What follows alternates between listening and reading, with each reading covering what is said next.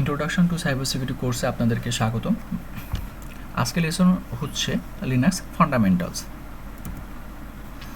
আজকের লেসনে আমরা কী জানবো? আজকের লেসনে আমরা জানবো লিনাক্স ফিচার্স, লিনাক্স আর্কিটেকচার এবং অ্যাডভান্টেজ অফ লিনাক্স। প্রথমে আমরা জানবো লিনাক্স ফিচার সম্পর্কে। লিনাক্সে কী ফিচার আছে, আমরা যে লিনাক্স ব্যবহার করব তার ফিচার সম্পর্কে আমরা একটু জেনে নিব। তো Linux is a full feature multi user multitasking operating system. Multi user বলতে একত্রে একই সময় মাল্টিপল ইউজার মাল্টিপল টাস্কিং করতে পারবে। এটি নেটিভ টিসিপি আইপি সাপোর্টেড। এটি কমপ্লিট ডেভেলপমেন্ট এনভায়রনমেন্ট, অর্থাৎ সিএসি প্লাস জাভা আদার যে ল্যাঙ্গুয়েজ আছে ভেরিয়াস কন্ট্রোল সিস্টেম সেগুলো সাপোর্টেড। তারপর সবথেকে বড় হচ্ছে এটি ওপেন সোর্স। ওপেন সোর্স অর্থাৎ এর যে কোড সে কোডটি ফ্রিলি অ্যাভেলেবল, অর্থাৎ প্রোগ্রামিং জানে এমন কেউ এটি খুব সহজেই কাস্টমাইজ করতে পারবে, মডিফাই করতে পারবে এবং এটাকে আরও বর্ধিত করতে পারবে। তারপর আছে পোর্টেবল। লিনাক্স খুবই পোর্টেবল। তারপর এটি হচ্ছে মাল্টি প্রোগ্রামিং। মাল্টি প্রোগ্রামিং বলতে একজন ইউজার বা লিনাক্স সিস্টেমে একই সময় একাধিক অ্যাপ্লিকেশন রান করা যায়। এটিতে হায়ারার্কিক্যাল ফাইল সিস্টেম থাকে। হায়ারার্কিক্যাল ফাইল সিস্টেম বলতে লিনাক্স সিস্টেম সাধারণত একটা স্ট্যান্ডার্ড ফাইল সিস্টেম এটা প্রোভাইড করে থাকে, অর্থাৎ এখানে সিস্টেম ফাইল এবং ইউজার ফাইল যেগুলো আছে এগুলো স্ট্রাকচার আকারে থাকে, এগুলো অ্যারেঞ্জ থাকে। তারপর আছে শেল। শেল হচ্ছে লিনাক্সের ইন্টারপ্রেটার, যেটা কি করে আমাদের ইউজারের কাছ থেকে কমান্ডগুলো নেয় এবং কমান্ডগুলো এক্সিকিউট করে থাকে। এই shell various type of operation করে থাকে। কোনো অপারেশন আমরা রান করতে পারি এর মাধ্যমেই। তারপর হচ্ছে সিকিউরিটি। সিকিউরিটি হচ্ছে লিনাক্সের সবথেকে প্রধান যে ফিচার সেটি হচ্ছে সিকিউরিটি। এটি password protected, control access to specific file এবং এটি ডাটাগুলো এনক্রিপশনও করা যায় খুব সহজেই। তারপর আমরা জানবো লিনাক্স আর্কিটেকচার সম্পর্কে। লিনাক্স আর্কিটেকচার, এর আর্কিটেকচারটা কীভাবে আছে বা এখানে কী কম্পোনেন্ট জড়িত আছে। তো মূলত লিনাক্স আর্কিটেকচারে 4টা লেয়ার আছে। প্রথম লেয়ার হচ্ছে হার্ডওয়্যার লেয়ার, তারপর কার্নাল, তারপর শেল, তারপর ইউটিলিটিস। তো হার্ডওয়্যার লেয়ার কি? হার্ডওয়্যার লেয়ার বলতে পেরিফেরাল যে ডিভাইস র্যাম, এইচডিডি, সিপিইউ, এইটা হচ্ছে সম্পূর্ণ হার্ডওয়্যার লেয়ারের ভিতরে। তারপর কি আছে? তারপর হচ্ছে কার্নাল লেয়ার। কার্নাল কি?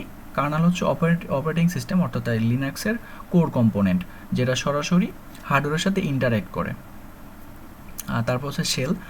শেল হচ্ছে কার্নাল যে লেয়ার আছে এই কার্নালের সাথে, এই কার্নালের একটা ইন্টারফেস আমরা সহজে বলতে পারি। এই শেল হচ্ছে ইউজারের কাছ থেকে কমান্ডগুলো নেয় এবং এই কমান্ডগুলো কার্নালের যে ফাংশন আছে সেই ফাংশনগুলোর মাধ্যমে এইগুলো কমান্ডগুলো এক্সিকিউট করে থাকে। তারপর হচ্ছে ইউটিলিটিস। ইউটিলিটিস কি? একটা অপারেটিং সিস্টেমে যে মোস্ট যে ফাংশনগুলো আছে সেগুলো সব ইউটিলিটিসের ভিতরে আমরা ফেলতে পারি। আচ্ছা, এই ছবিটা দেখলে আমরা আর একটু ভালোভাবে বুঝতে পারবো। ছবিটি গুগল থেকে ডাউনলোড দেওয়া। আচ্ছা, তো আমরা প্রথম বলেছিলাম হার্ডওয়্যার লেয়ার। এই হচ্ছে হার্ডওয়্যার লেয়ার, অর্থাৎ এখানে সিপিইউ, এইচডিডি সবগুলো এই লেয়ারের ভিতরে। তারপর এই লেয়ারের সাথে সংযুক্ত আছে কার্নাল। কার্নাল হচ্ছে সরাসরি হার্ডওয়্যারের সাথে ইন্টারেক্ট করছে। তারপর কার্নালের যে ইন্টারফেস সেটা হচ্ছে শেল। শেলের মাধ্যমে যে অ্যাপ্লিকেশন আছে বা এই যে গ্রেপ কমান্ড বা ডেট কমান্ড, যে কমান্ডগুলোই হোক আমরা সেগুলো শেলের মাধ্যমে দিতে পারি। ইউজারের কাছ থেকে কমান্ডগুলো শেল গ্রহণ করে এবং কার্নাল ফাংশনের মাধ্যমে সেইগুলো এক্সিকিউট করে। এটা হার্ডওয়্যার কার্নাল কী করে? হার্ডওয়্যারের সাথে সংযুক্ত। তো অ্যাপ্লিকেশন লেয়ার শেলে আমাদের কাছ থেকে কমান্ডগুলো নিচ্ছে, তারপর এই কমান্ডগুলো কার্নাল ফাংশনের মাধ্যমে হার্ডওয়্যারের মাধ্যম হয়ে এক্সিকিউট করে থাকছে। তো এইটা হচ্ছে লিনাক্সের আর্কিটেকচার। আচ্ছা, এর পর্যায়ে আমরা জানবো অ্যাডভান্টেজ অফ লিনাক্স। লিনাক্সের আমরা যে ব্যবহার করব এর কী অ্যাডভান্টেজ আছে। তো একটা অপারেটিং সিস্টেমে সাধারণত অনেক অ্যাডভান্টেজ থাকে, আমরা সবগুলি জানবো না। আমরা মোটামুটি যেগুলো জরুরি জানা বা কমন যেগুলো সেগুলো আমরা জানবো। প্রথম হচ্ছে ওপেন সোর্স। আগেও আমরা বলছি লিনাক্স হচ্ছে ওপেন সোর্স। এর কোড, এর যে সোর্স কোড সেটা হচ্ছে সহজেই অ্যাভেলেবল। কোনো প্রোগ্রামিং জানে এমন কেউ এটা সহজেই কাস্টমাইজ করতে পারবে, এই লিনাক্স সিস্টেমে কন্ট্রিবিউট করতে পারবে, মডিফাই করতে পারবে, ডিস্ট্রিবিউটও করতে পারবে। তারপর হচ্ছে সিকিউরিটি।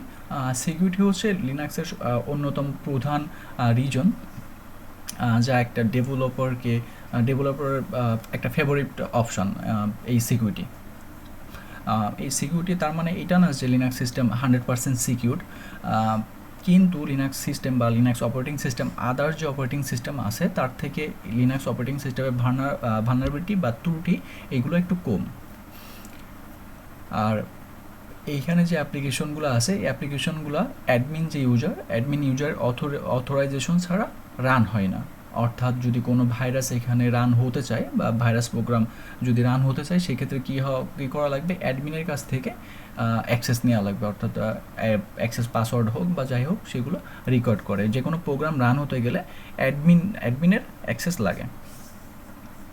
তারপর হচ্ছে ফ্রি, যেটা হচ্ছে সবথেকে কমন বিগেস্ট অ্যাডভান্টেজ লিনাক্স সিস্টেমের, এটা হচ্ছে ফ্রি। আমরা ইজিলি এটা ডাউনলোড করতে পারি এবং ব্যবহার করতে পারি, এর জন্য কোনো পে করতে হয় না আমাদেরকে। তারপর হচ্ছে লাইট ওয়েট। লিনাক্স খুবই লাইট ওয়েট।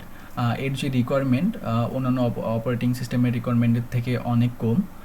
সাধারণত এর যে মেমোরি বা ফুটপ্রিন্ট বা ডিসি স্পেস এগুলো অনেক লোয়ার। সাধারণত লিনাক্স ডিস্ট্রিবিউশন যেগুলো আছে এগুলো খুবই সামান্য 128 মেগাবাইট র্যাম রিকোয়ার্ড করে, অর্থাৎ এটি খুবই লাইট ওয়েট।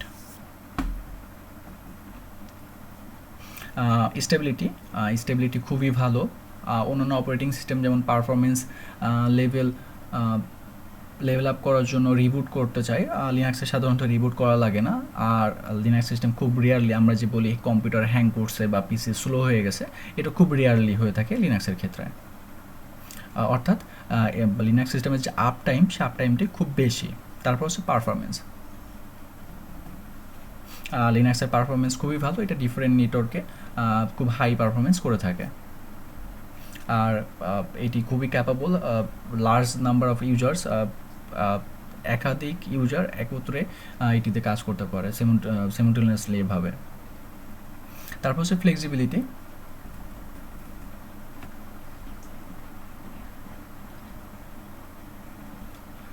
ফ্লেক্সিবিলিটি হচ্ছে লিনাক্স সিস্টেম তো খুবই ফ্লেক্সিবল আমরা জানি। এটা ফ্লেক্সিবিলিটি বলতে আমরা কি বুঝি, বলতে গেলে এটা আমরা ডেস্কটপ অ্যাপ্লিকেশন বা এমবেডেড যে সিস্টেম সেইটা বা সার্ভার অ্যাপ্লিকেশন হিসেবে এটা ব্যবহার করতে পারবো।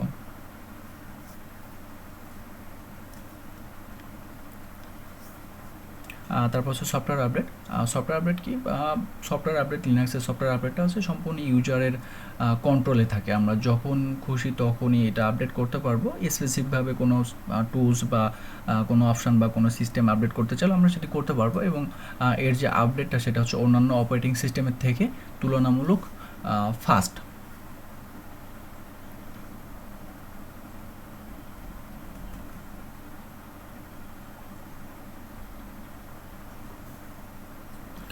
তারপর হচ্ছে ডিস্ট্রিবিউশন বা ডিস্ট্রিবিউশন বলতে কি, লিনাক্স সিস্টেমের অনেক ডিস্ট্রিবিউশন আছে যেগুলো মার্কেটেই আছে। আমরা নিজেদের প্রয়োজন অনুসারে বিভিন্ন ডিস্ট্রিবিউশন ব্যবহার করতে পারি। যে এই ক্ষেত্রে আমরা কি ব্যবহার করছি, আমরা কালি লিনাক্স ব্যবহার করছি। আমরা এইসব আরও কিছু ডিস্ট্রিবিউশনের নাম জেনে নিব যেগুলো খুবই পপুলার ডিস্ট্রিবিউশনের ভিতরে আছে উবুন্টু আছে, ফেডোরা আছে, ডেবিয়ান আছে, লিনাক্স মিন্ট আছে, লিনাক্স আর্ক আছে বা আর্ক লিনাক্স যেটা। আমরা যেটা ব্যবহার করছি সেটা হচ্ছে কালি লিনাক্স, এটা হচ্ছে ডেবিয়ান বেসড, 64 বিট লিনাক্সের ডেবিয়ান বেসড। তারপর হচ্ছে graphical user interface. Linux system সাধারণত কমান্ড লাইন, কিন্তু এটি গ্রাফিক্যাল যে ইন্টারফেস সেটিও প্রোভাইড করে থাকে। লাইক উইন্ডোজের যেমন গ্রাফিক্যাল যে ইন্টারফেস সেটাও লিনাক্সে প্রোভাইড করে থাকে। Suitable for programmer, Linux system প্রোগ্রামারদের জন্য খুবই সুইটেবল। অলমোস্ট সব ধরনের ল্যাঙ্গুয়েজই লিনাক্স সিস্টেমে supported, C plus, Java, Python, Ruby, other যে ল্যাঙ্গুয়েজগুলো আছে এগুলো খুব সহজে, বা ব্যাশ স্ক্রিপ্টিং যেগুলো আছে এগুলো খুব সহজেই এখানে প্রোগ্রামাররা ডেভেলপ করতে পারে। অর্থাৎ এটি প্রোগ্রামারদের জন্য খুবই সুইটেবল। তারপর হচ্ছে কমিউনিটি সাপোর্ট। লিনাক্স সিস্টেমের বা লিনাক্স একটা লার্জ কমিউনিটি প্রোভাইড করে থাকে। আমরা যে কোনো প্রবলেমে অনলাইনে যে অনলাইন ওয়েবে যে ফোরামগুলো আছে সেখান থেকে আমরা হেল্প নিতে পারবো।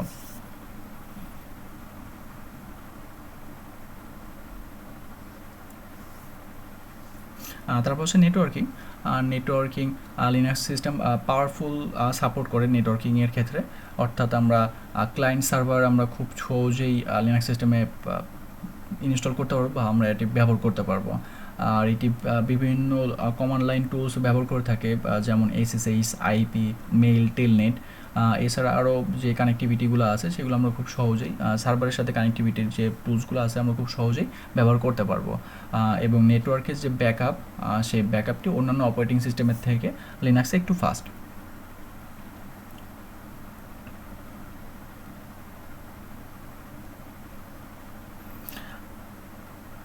তারপর হচ্ছে কম্প্যাটেবিলিটি।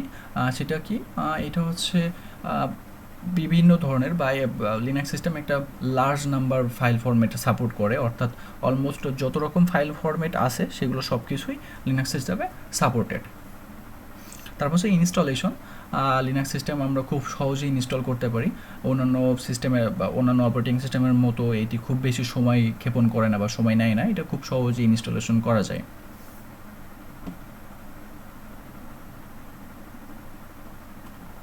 তারপর multiple desktop.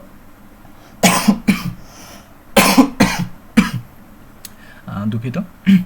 Multiple desktop support. Linux system multiple desktop support করে থাকে।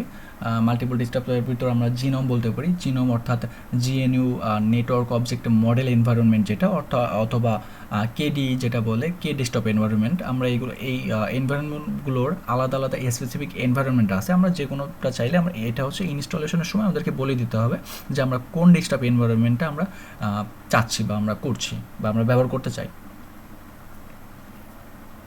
তারপর হচ্ছে লাইভ CD বা USB। অলমোস্ট লিনাক্স ডিস্ট্রিবিউশনের যতগুলো ডিস্ট্রো আছে এইগুলো অধিকাংশ সবগুলোই লাইভ USB-তে ব্যবহার করতে পারবো। অর্থাৎ আমরা যদি আমাদের ডেস্কটপে এটা আমাদের PCতে আমরা যদি ব্যবহার করতে না চাই, আমরা সরাসরি বাই ডিফল্ট অপারেটিং সিস্টেম হিসেবে আমরা এটি ব্যবহার করতে পারবো। আমরা চাইলে এটা ডুয়েল বুট হিসেবে করতে পারবো, যে আমাদের প্রথম অপারেটিং সিস্টেম থাকবে উইন্ডোজের পাশাপাশি আমরা লিনাক্স চালাতে চাচ্ছি, সেটাও আমরা করতে পারবো। আমরা চাইলে উইন্ডোজ হোক বা অন্যান্য অপারেটিং সিস্টেমের ভিতরে কোনো একটা ভার্চুয়াল বক্স হোক বা VMware এর মাধ্যমে একটা ভার্চুয়াল এনভায়রনমেন্ট ক্রিয়েট করে সেখানেও আমরা লিনাক্স ব্যবহার করতে পারবো। আমরা যদি চাই সেক্ষেত্রে আমরা USB-তে লিনাক্স সিস্টেম লাইভে ব্যবহার করতে পারবো। Thank you for a lovely session.